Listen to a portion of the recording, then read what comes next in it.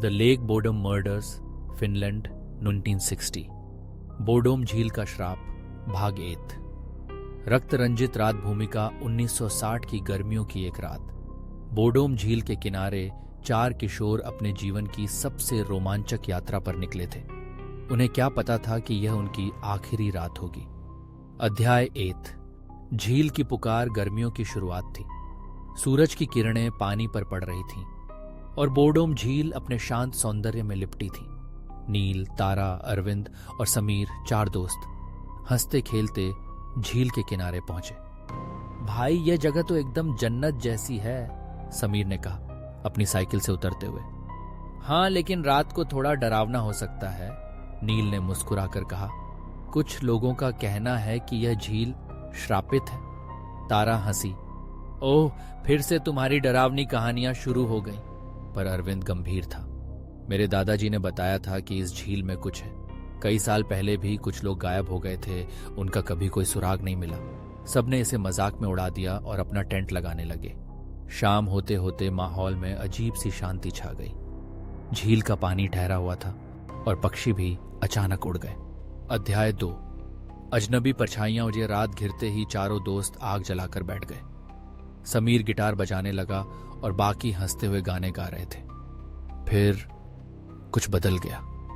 झील से एक अजीब सी फुसफुसाहट सुनाई दी। कोई नाम पुकार रहा था। नील। नील का चेहरा सफेद पड़ गया। तुम लोगों ने सुना? क्या? तारा ने पूछा। मेरा नाम कोई बुला रहा था। अरविंद ने सिर हिलाया। तू पागल हो गया है, चल सोते हैं। पर नील असहज था। उसने महसूस किया कि कोई झील के किनारे खड़ा उन्हें देख रहा है। अध्याय 3। रक्त से लिखी रात, रात का दूसरा पहर। सब सो चुके थे, लेकिन नील करवटें बदल रहा था। तभी खर्रर टेंट के बाहर से किसी के नाखून घसीटने की आवाज आई। नील ने धीरे से झिप खोली और बाहर झांका। अंधेरा घना था, लेकिन पानी के पास कोई खड़ा था, एक काली आकृति।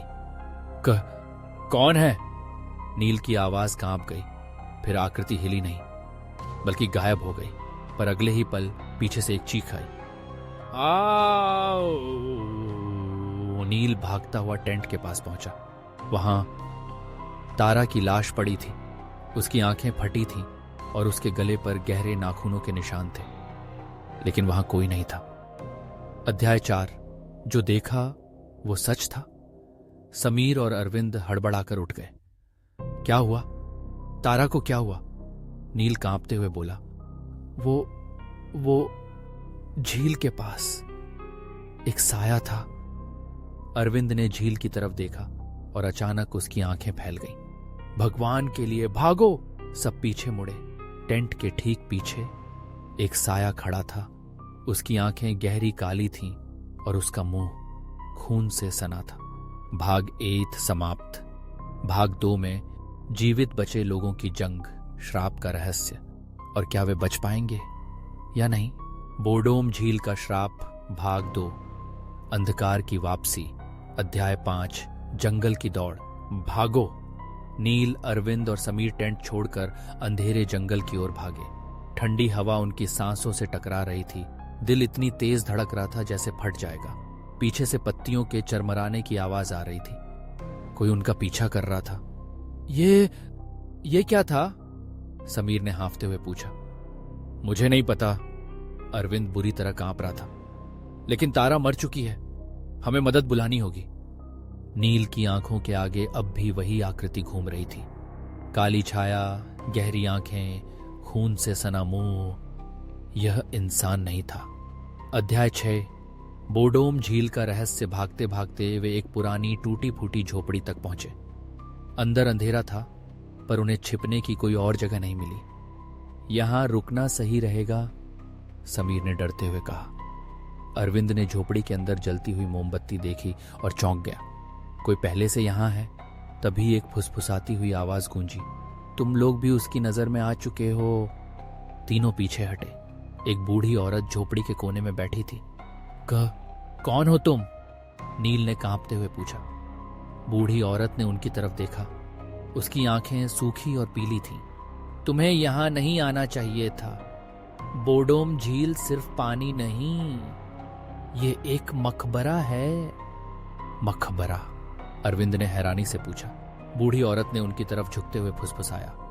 सैकड़ों साल पहले इस झील में एक श्रापित आत्मा को बंद किया गया था, लेकिन हर कुछ दशकों में यह फिर जागती है, भूख लगने पर।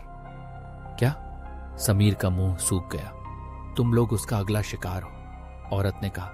अगर भागना है तो सूरज निकलने से पहले झील छोड़ दो। अध्याय 7।